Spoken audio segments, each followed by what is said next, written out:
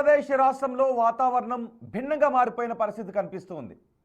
కొన్ని ప్రాంతాల్లో భానుడు ప్రతాపం చూపిస్తున్నాడు. మరికొన్ని జిల్లాల్లో అకాల వర్షాలకు బీభత్సాన్ని సృష్టిస్తూ ఉన్నాయి. ఈ వింత పరిస్థితుల ప్రభావంతో రాష్ట్రంలో జనజీవనం అతలాకుతలంగా కనిపిస్తోంది. రాష్ట్రంలో 155 మండలాలలో 40 డిగ్రీలకు పైగా ఉష్ణోగ్రతలు నమోదవుతున్నాయి. మార్కాపురంలో గరిష్టంగా 43.4 డిగ్రీల ఉష్ణోగ్రత రికార్డ్ అయింది. మరోవైపు శ్రీకాకుళం జిల్లా కొర్లంలో 59.5, అనకాపల్లిలో 54 మిల్లీమీటర్ల వర్షపాతం కూడా నమోదైంది. ఈ అకాల వర్షాలు అన్నదాతల పాలిట శాపంగా మారుతున్నాయి. కోతకు వచ్చిన వరి, మొక్కజొన్న, జొన్న పంటలు నీట మునిగిపోయాయి.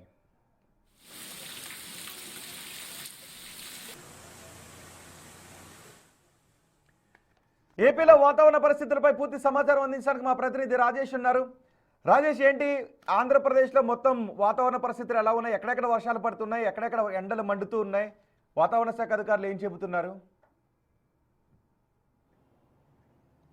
అసలు గత వారం 10 రోజులుగా ఆంధ్రప్రదేశ్లో కొంత భిన్నమైన వాతావరణ పరిస్థితులు కనబడుతున్నాయి. కొన్ని ప్రాంతాల్లో ఉష్ణోగ్రతలు తీవ్ర స్థాయిలో ఉండడం, మరోవైపున మరికొన్ని ప్రాంతాల్లో అకాల వర్షాల కారణంగా తీవ్ర నష్టమైతే ఏర్పడుతుంది. మరికొన్ని రోజుల పాటు ఇదే తరహా వాతావరణం కొనసాగే అవకాశం ఉందని వాతావరణ శాఖ అధికారులు చెబుతూ ఉన్నారు. వాతావరణ శాఖ ఎప్పటికప్పుడు ఇటు ప్రజలకి అందరికీ కూడా ఎప్పటికప్పుడు ఉష్ణోగ్రతలు, అదేవిధంగా వర్షాలకు సంబంధించినటువంటి అప్డేట్స్ అయితే ఇస్తున్నటువంటి పరిస్థితి. వాస్తవంగా కొన్ని జిల్లాలు నిన్న చూస్తే కనుక అటు శ్రీకాకుళం మొదలు పెట్టుకుని ఇటు పల్నాడు జిల్లా వరకు అక్కడక్కడ తేలికపాటి వర్షాలు పడ్డాయి. మరోవైపు ఆ ప్రాంతాలతో పాటు రాయలసీమ ప్రాంతాల్లో భారీ ఉష్ణోగ్రతలు కూడా నమోదైనటువంటి నేపథ్యం. అటు రాయలసీమ, తెలంగాణ, తమిళనాడు మీదుగా ఉపరితల ఆవర్తనం మీద మున్నార్ వరకు ద్రోణి విస్తరించిన కారణంగానే ఈ స్థాయిలో వర్షాలు, మరో స్థాయిలో ఉష్ణోగ్రతలు నమోదవుతున్నాయని విజయవాడలో ఉన్నటువంటి డిజాస్టర్ మేనేజ్మెంట్ సంస్థ ప్రకటిస్తుంది. ఎప్పటికప్పుడు అప్డేట్స్ కూడా అందిస్తున్నటువంటి నేపథ్యం. ఈ రోజు కూడా రాష్ట్ర వ్యాప్తంగా అటు కొన్ని ప్రాంతాల్లో వర్షాలు కురిసే అవకాశం ఉంది.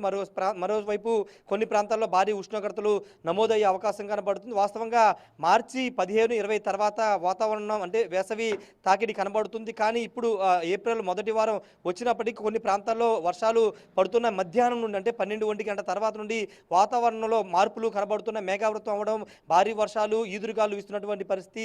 మొన్న 2 రోజులు కురిసినటువంటి వర్షాల కారణంగా చాలా ప్రాంతాల్లో ముఖ్యంగా మామిడి, వరి, అదేవిధంగా జొన్న, మొక్కజొన్న పంటలకు తీవ్ర నష్టం వాటిల్లింది. ఈ నేపథ్యంలో అటు ప్రభుత్వంతో పాటు వ్యవసాయ శాఖ మంత్రి అచ్చెన్నాయుడు ఎప్పటికప్పుడు పంట నష్టం మీద అధికారుల నుండి వివరాలు సేకరిస్తున్నటువంటి పరిస్థితి కనబడుతుంది. ఈ రోజు కూడా ఉష్ణోగ్రతలు కొనసాగే అవకాశం కనబడుతుంది. నిన్న అటు అకాల వర్షాల సంబంధించి చూస్తే కనుక కొన్ని ప్రాంతాల్లో అత్యధిక వర్షపాతం నమోదైంది. మరోవైపు ఉష్ణోగ్రతలు కూడా దాదాపు 150 మండలాల్లో 40 పైగా ఉష్ణోగ్రతలు నమోదైనటువంటి పరిస్థితి. ప్రకాశం, అదేవిధంగా చిత్తూరు, రాయలసీమ ప్రాంతాల్లో 43 నుండి 44 డిగ్రీల ఉష్ణోగ్రత కూడా నమోదైంది. మరో వారం 10 రోజుల పాటు ఇదే తరహా వాతావరణం కొనసాగే అవకాశం ఉందని చెప్తున్నారు. ముఖ్యంగా ప్రజలు అప్రమత్తంగా ఉండాలి. ఎందుకంటే కొన్ని చోట్ల వర్షాలు పడుతున్నాయి, కొన్ని చోట్ల ఉష్ణోగ్రతలు నమోదవుతున్నాయి. కాబట్టి ప్రజలు అప్రమత్తంగా ఉండాలని వాతావరణ శాఖ అధికారులు చెప్తున్నారు. రోహిత్.